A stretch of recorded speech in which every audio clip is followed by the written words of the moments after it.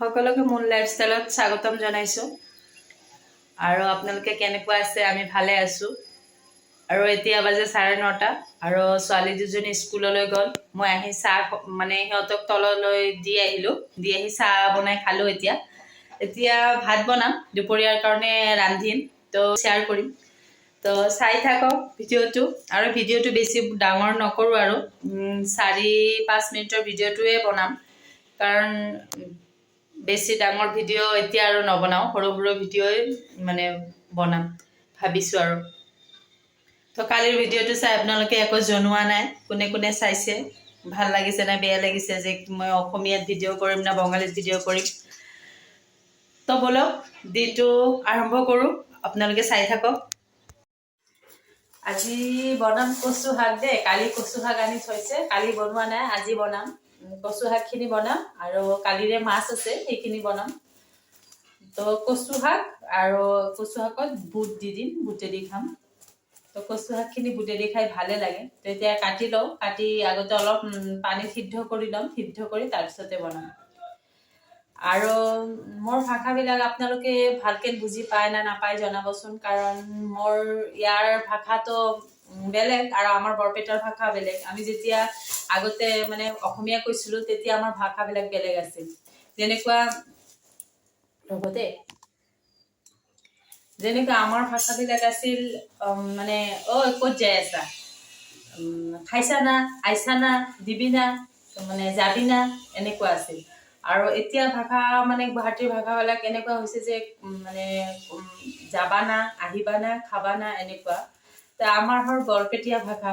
ভাষাবিলাক অলপ বেলেগ হয় তো মোৰ মাজে মাজে টান আহি যায় বৰপেটীয়া ভাষা মানে মোৰ প্ৰথম ভাষালৈ ইমান অসুবিধা হৈছিল কাৰণ মই ইহঁতৰ বঙালী ভাষাটো ভালকৈ মানে ক'ব নাজানিছিলোঁ আমাৰ বৰপেটাৰ বঙালী ভাষাটো বেলেগ আছিল মানে ইমান ষ্টেণ্ডাৰ্ডিটো নাছিলে মানে আমি যেনেকুৱা ঘৰুৱা ভাষা হয় আৰু এনেকুৱা কৈছিলোঁ কিন্তু ইয়াতে অহাৰ পিছত মানে বেলেগ হ'ল তো ভাষালৈ মোৰ বহুত প্ৰব্লেম হৈছিল নতুনতে তো এতিয়া আৰু হৈ গ'ল এতিয়া 12-13 বছৰ হ'ল তো এতিয়া ভাষালৈ আৰু প্ৰব্লেম নহয় মই কোনেও বুজিও নাপায় যে মই বঙালী নে অসমীয়া এতিয়া যোনে মানে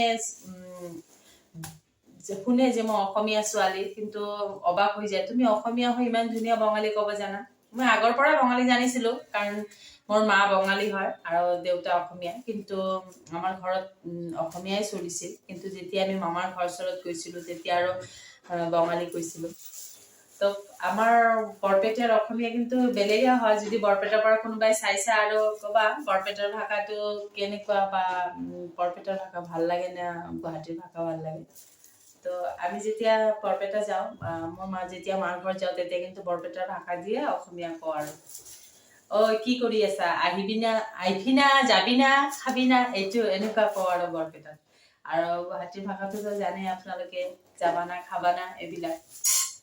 তো বলক আজি কচু শাকটো বনাম আৰু মাছৰ আঞ্জা বনাম